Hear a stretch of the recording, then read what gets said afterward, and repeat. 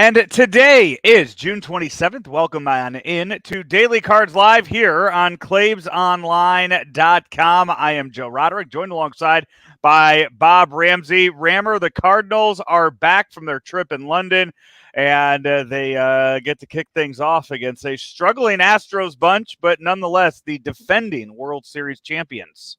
Yeah, I think the Astros are like 7-13 in their last 20. They kind of had some bad luck, ran into the Reds when they were in the middle of that buzzsaw streak. Make no mistake, this is a very good club. They're going to challenge in the American League West. They're a very good team. The Cardinals will see their ace tonight. I know you're going to get to the bootlegging lineups in just a minute, but make no mistake, the Astros are good. Their offense has not been cranking like we've seen in the last 4, 5, 6 years. There's been some struggles. Part of that has been Altuve has been in and out of the lineup. Pena has not been quite as dynamic as he was last year, but still a very good player. So there's some things like that going with them. I think their best baseball is ahead of them, and I promise you they think it starts tonight. It's when you look at some of these teams all around baseball, I know, we've been so focused on the Cardinals and the struggles that they've had, and I would say probably the most disappointing team in all of baseball this year when you look at the actual wins and losses as that goes. But just last night, Rammer, I was at the Mets game against the Brewers, and they lost again, and the fans in New York are getting very frustrated with the way the Mets are playing. And even the Yankees with Aaron Judge and his injuries this year. You look at the Padres having another down year. I mean, all these teams that we expected to have these great years and actually went out and spent money and have the star players.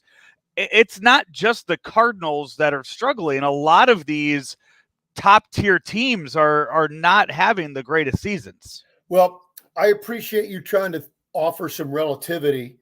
But I find no solace in other teams' woes. And I think we can talk a lot about some of those things. The Yankees have just been crushed with injuries. Yeah. They never have had their starting lineup or starting rotation going. Stanton's been hurt almost the whole year. Judge has been hurt 2 or 3 different times. Donaldson is finished. Bader has been hurt a couple of times. So for the fans to be upset with the Yankees, I think that's I don't think that's the appropriate response. That's the way New Yorkers do it. The Mets are a little bit different. They're so far back, but they're only a few games under 500. They've dealt with injuries. The Mets could be playing better. They have not played good baseball, so I can understand some of the frustration there, but the Braves are playing so good. The Mets could go on a 10-game winning streak and still be way out. So they're in a little bit different situation as well. The other team that's struggling, and the fan base, though, is so laid back, you might not hear from them, and that's in San Diego, where the Padres' big four have just not produced consistently. Injury, again, has been part of their problem. I still think the Padres are going to get in the race in the West.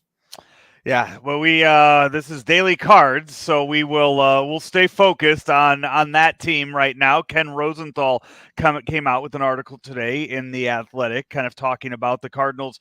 They need to decide what they're going to be. Are they going to be buyers, sellers, a rebuild, a retool? What are they going to do? And just playing games with the players they have right now isn't the answer, and they need to come up with some solutions. The trading rumors of Paul Goldschmidt just seem to get louder and louder as the days go by. I don't see them doing that. Isn't it true that he has a no trade? I don't know. I'm not sure what that would complicate things. It would, yes. Krug. Yeah. But for a guy that is, played one place his whole life and then shifted over and made such vast changes to come to St. Louis, I can't imagine, he'd be keen on the idea of making another change again. And the player that we know Paul Goldschmidt to be, it doesn't seem like that'd be something that he would be all in on either. So I agree.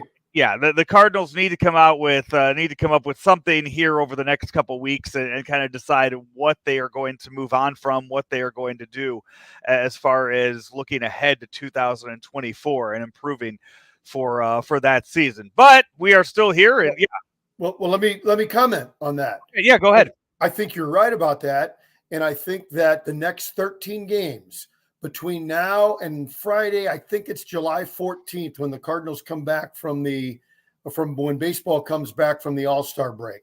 These next 13 games, I think, will cast the die, and that is, unless the Cardinals do something really outrageous against a very competitive schedule on these next 13, like go 10-3. I think drastic moves are coming and are warranted. Now, what does that mean? I think it's impossible to predict trades. It's folly to even suggest predicting a given trade. However, I think at the latest, not the latest, probably by August 1st and no later than September 1st, Mason Wynn and Herrera need to be in the Cardinals lineup every day. I think that gives you a short-term look, and you can't play worse. So even if they fail, you can't be any worse than you are. It's not possible. These kids need a look to give the front office a chance to really establish where they are. I think Contreras goes to DH, 3 out of 7 or 4 out of 7 with Herrera catching the other ones. I think Wynn plays every day. I think Donovan plays 5 days a week at a different position every day, giving guys a day off. And I think that's the direction they need to take, unless other moves are starting to be made sooner. That could happen even sooner than August 1st. Funny you mentioned Mason Wynn. Yesterday, they announced, Major League Baseball announced the participants in the Futures game for this year's All-Star game in Seattle. And Mason Wynn not picked as one of the representatives for the Cardinals organization for their future All-Stars. The Cardinals did have 2, one of those being pitcher Tink Hence, who we've heard a lot about in spring training, I believe down in Arkansas now. I think he's either getting moved up or has just moved up. And then Victor Scott II also was recently just promoted within the Cardinals organization, an outfielder who has about 50 stolen bases in 65 games down in the minor leagues for the Cardinals. Those will be the 2 representatives in Seattle for the Futures game here in just a couple weeks. Let's get you to those bootlegging lineups today, brought to you by Second Shift Brewing. Find them all over the social medias by searching for Second Shift Brewing at 1601 Sublet Avenue in St. Louis.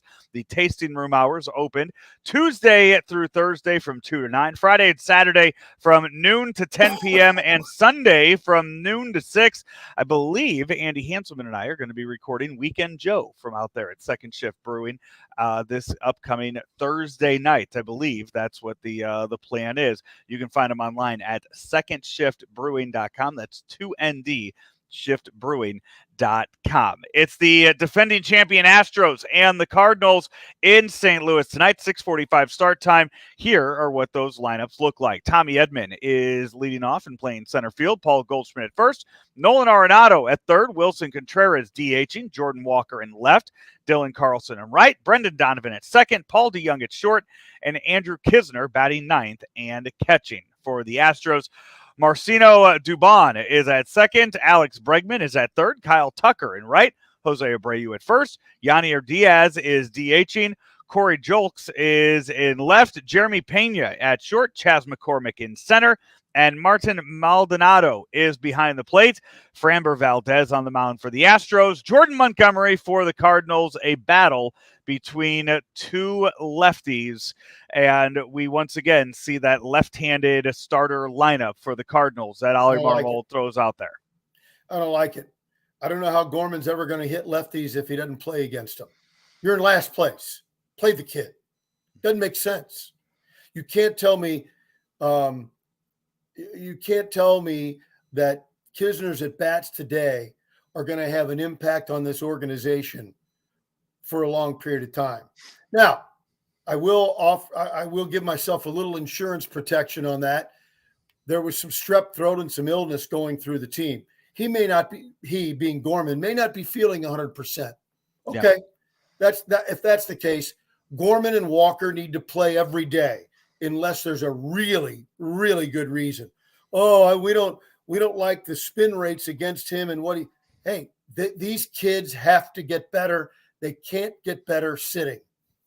The Cardinals start their stretch before the All-Star break, 3 against Houston, then a series against the Yankees in town. No Aaron Judge in that series. Heck, Aaron Judge might not play at all the rest of the season, but Harrison Bader will be with the Yankees when they come back before they head down to Miami and then take on the White Sox. If you would have shown me, when you showed me that schedule at the beginning of the year, and you would have said, hey, here's the 4 series that they have after London before the All-Star break, I never would have thought that Marlins series would be the one that would excite me as a fan more than any of the other ones to get to see. It's because you're not a 3 true outcome guy. You love real baseball and you want to see Arias hit 400. Exactly. Like good, knowledgeable baseball people want to see.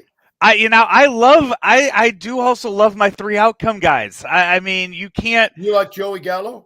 I maybe not Joey Gallo, but who was the Adam Dunn? I mean, you're telling me that. But wait a minute though. Yeah, he had an on-base percentage 400 several of those years. You can do it, but you got to be good at it. Okay, Joey Gallo though, that's a 2 outcome guy. It's strikeout or home run. That's 2 outcomes. Right. Adam Dunn was 3 outcomes. Okay, good point. He got all 3. That's right. Yeah. So yeah, I can like both, but yeah, if a guy's chasing 400 near the All-Star break, I want to see that, and I'm excited to see the Cardinals down in Miami against the Marlins next week. Hey, that's going to do it for our first show back in quite some time. It's Daily Cards Live, and Rammer, we're brought to you as always by Munganast St. Louis Acura and Royal Banks. Royal Banks of Missouri, 60 years in our area. St. Louis, of course, the East Side, St. Charles County, and 3 locations in Northeast Missouri, all make you feel like it's your hometown bank. Royal Banks of Missouri, where better service means better banking. He's Bob Ramsey. I'm Joe Roderick. Back tomorrow with more Daily Cards Live right here at ClaibsOnline.com. At St. Louis Acura, we have over 100 new Acura models and over 160 pre-owned models in stock or on the way in May. Get 4.9% financing for up to 60 months on 2023 Acura MDXs, TLXs, Integras, and RDX models. Or get a certified rate as low as 3.49% on certified TLX and MDX models. And you can earn up to $1,500 in loyalty incentives. St. Louis Acura, better than ever for you.